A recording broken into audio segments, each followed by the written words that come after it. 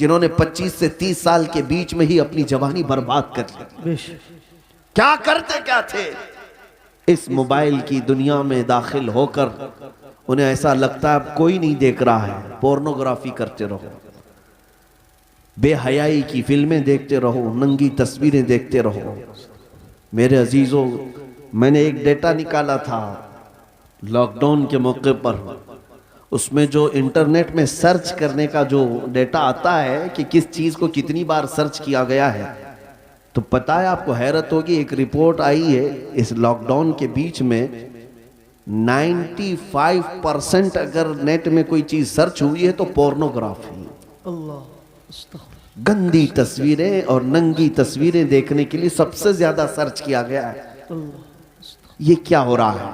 आपको अंदाजा भी है कि दुनिया तुम्हें तबाही के किस दहाने पर ले जाना चाह रही है। मैं आज ये बातें खुलकर इसीलिए अर्ज कर रहा हूं कि अगर आज तुम बेदार नहीं हुए, कल तुम्हारे आने वाले बच्चे ये ना पूछे कि मोहम्मद किसका नाम था। मुआज़ल्लाह रब्बिल आलमीन। कुरान क्या चीज है? क्योंकि मैंने ये जिद्दा में, अरब में, सऊदी अरब में एक शेख को कहते हुए सुना, अरबों ने अपने बच्चे ऑस्ट्रेलिया में, अमेरिका में पढ़ने के लिए बचपन में ही डाल दिए थे, और जब बच्चे वो जवान होकर के आए तो अपने बाप से इस बात पर लड़ने लगे कि अल्लाह एक ही क्यों है। ये कहां की बात कर रहा है? अरब की बात कर रहा हूं। आज यहाँ के भी हालात कोई दिगर नहीं है। तुमने भी बच्चे पैदा होते बोलते ही दूसरों की झोली में डाल दिया। तुम ये चाहते हो कि मेरा बच्चा फर फर अंग्रेजी बोलने लगे तो बहुत बड़े कमाल का बच्चा है, बहुत पहुंचा हुआ बच्चा है। तुम्हें पता ही नहीं कि दुनिया अपने कदमों में गुलाम बनाने के लिए सारे हथियार लाकर रख चुकी है, लेकिन फिर भी मैं अपनी इस किश्ते वीरान से मायूस नहीं। इस दुनिया ने जो करना था सब कर लिया है। आपको पता है हर स्कूल में, एजुकेशन में सिलेबस बदल करके क्या क्या चीजें जहर के तौर पर डाली जा रही हैं, क्या क्या चीजें डाली जा रही हैं। मुसलमान बच्चों के ईमान कब के तबाह हो जाए।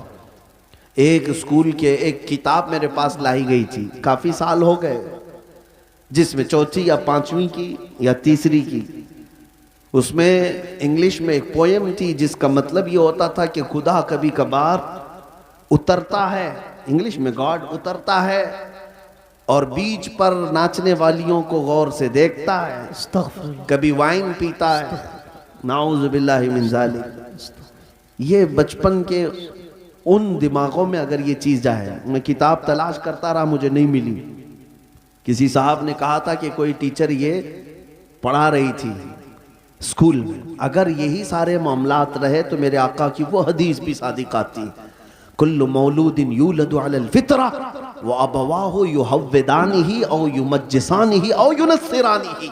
हर पैदा होने वाला बच्चा इस्लाम की फितरत में पैदा होता है, लेकिन उसके माँ बाप उसे यहूदी बना देते हैं, ईसाई बना देते हैं, या आग का पुजारी बना देते हैं। आज यही तो हालात है। तुम्हारे घर का बच्चा तो ईमान पर पैदा हुआ था, लेकिन तुमने किसी और की गोद में डालकर कब के उसे काफिर बना दिया। और नबी पाक सल्लल्लाहु ताला अलैहि वसल्लम ने यह भी फरमाया, क़यामत के करीब एक जमाना ऐसा आएगा तुम पर, सुबह तुम मोमिन रहोगे, शाम में काफिर हो जाओगे। रात को मोमिन सोओगे, सुबह काफिर उठोगे। मैं सोचता था ऐसा कैसे हो सकता है। मेरे अजीजों, दुनिया ने इतने हथियार भी तुम्हारे पास रख दिए हैं, तुम्हें खबर भी नहीं होती। तुम गाने सुनते सुनते सो रहे होते हो, कई कुफरिया कलमात उसमें आते हैं। रात को तो ईमान वाले थे, सुबह सुन करके काफिर हो चुके। ये दुनिया जिसको तुम देख रहे हो, आला हजरत ने क्या खूब कहा, शहद दिखाए जहर पिलाए, कातिल डाइन शोहर कुश, इस मुर्दार पे क्या ललचाए, दुनिया देखी भाली है। ऐ नौजवानों, याद रखना एक वक्त आएगा जब हम सबको इस दुनिया को तर्क करके जाना है। इस बात का यकीन रखो कि हमारी सांसें रुकने वाली हैं। एक दिन हमें बांध करके ले जाया जाएगा। आज तुम मस्जिद में बुलाने के बावजूद नहीं आते, कल तुम्हारा कफन बांधकर, रस्सियां बांधकर इमाम के सामने लाकर रख दिया जाएगा। जिंदगी भर नहीं पड़ता था, लेकिन अब इमाम तुम पर पड़ेगा। और फिर जाओगे, किस सफर पे जाओगे बताओ, कहां जाओगे? कोई ऐसी जगह तुमने ढूंढ रखी है तो मैं तुमसे फिर बात नहीं करूंगा कि मरने के बाद मैंने एक सेफ जगह देखी है। है तुम्हारे पास? तुम्हें पता है जाना तो वही है जहां सब पहले वाले भी गए। बड़े बड़े वक्त के पहलवान, बड़े बड़े मालदार जहां गए, जिनके पास पैसों की रेल पेल ऐसी थी कि वो घर बैठे जो चाहते हासिल हो जाता, घर बैठे। तुम्हें पता है सिकंदर आजम एक बादशाह, दारा नाम का एक बादशाह, जब वो मर रहा था तो उसने एक वसीयत की थी, आधी दुनिया पर उसने हुकूमत की। अपने चाहने वालों से कहा कि जब मैं मरूं तो मुझे पूरा दफन करना, लेकिन मेरे दोनों हाथ ऊपर रखना, कब्र में इसको दफन मत करना। लोगों ने पूछा ऐसा क्यों? कहा ताकि दुनिया बार बार मेरे कब्र के पास आकर देखे आधी दुनिया फतह करने वाला भी जमीन पर खाली हाथ सोया हुआ है, कुछ नहीं है इसके पास। हमारे कफन भी जो बांधे जाते हैं ना, एक जेब भी नहीं रखी जाती, रखी जाती है ना। हम अपनी मैयतों के सिराने एक सिक्का रखते हैं ना एक नोट रखते हैं। तुम्हें पता है हम उस दुनिया के सफर पर जा रहे हैं जहां पैसा काम नहीं आएगा, जहां दौलत काम नहीं आएगी, न फरिश्ते रिश्वत लेंगे, न बारगाह इलाही में किसी और तरीके की कोई गुंजाइश तुम्हारे लिए निकल जाएगी दुनियावी एतबार से। अजीजान गिरामी वकार, जब हमें पता है कि हमें उधर ही जाना है, तो इसलिए आज हजरत अनस रदी अल्लाह ताला अन्हु की हदीस मैं सुनाता हूँ।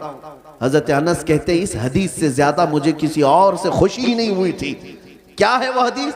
नबी पाक सल्लल्लाहु ताला अलैहि वसल्लम ने इरशाद फरमाया, अल मर्उ मा मन अहब, इंसान क़यामत के दिन उसी के साथ होगा जिससे दुनिया में मोहब्बत करता था। बेशक बेशक। हजरत अनस से पूछा गया इस हदीस से आपको इतनी खुशी क्यों है?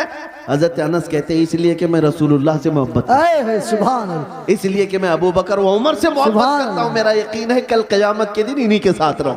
नारे तकबीर, आज नारे रिसालत। आज है नौजवानों, अगर तुम किसी और के फैन हो, किसी और के पैरोकार हो, किसी और के मुत्तबे हो, तो तुम्हारे लिए तुम्हारी जिंदगी मुबारक। तुम जिसके पीछे चलना चाहो, एक बात याद रखना, क़यामत के दिन उसी के साथ उठाए जाओगे, उसी के साथ उठाए जाओगे। और जहां तुम्हारा वो आका जा रहा होगा वहीं तुम्हें भी ले जाएगा। लेकिन अल्हम्दुलिल्लाह मुझे इस बात पर फख्र है। मैं अक्सर नौजवानों से कहता हूं कि एक काम करते हैं, तुम बार बार हमारे समझाने से आते नहीं, कभी तुम अखलाक रसूल को हल्के में ले लेते हो, सुन्नतों को हल्के में ले लेते हो, इस्लामी जिंदगी को ऐब समझने लग जाते हो। उन नौजवानों से मैं कहता हूं चलो ठीक है, मैं और तुम मिलकर एक काम करते हैं, मैं और तुम मिलकर एक काम करते हैं। तुम जिस फिल्मी एक्टर को या किसी हीरो को बहुत ज्यादा पसंद करते हो, उसे एक चिट्ठी लिख देना, उसे एक लेटर लिख देना कि मेरी जिंदगी खत्म हो जाएगी, मैं मर जाऊंगा, मुझे मेरे लोग कब्र में ले जाकर दफन करेंगे, तो आप जरा मुनकर नकीर से बचाने के लिए मेरे पास आ जाना। लिखोगे? नहीं। उससे लिख करके जाना और कहना सुबह शाम मैं तुम्हारी तरह से पहनता था, चलता था, खाता था, सब मैं तुम्हारी नकल करता था, जिंदगी भर मैं तुम्हारा फैन था, अब जा रहा हूं तो मदद के लिए कब्र में आ जाना।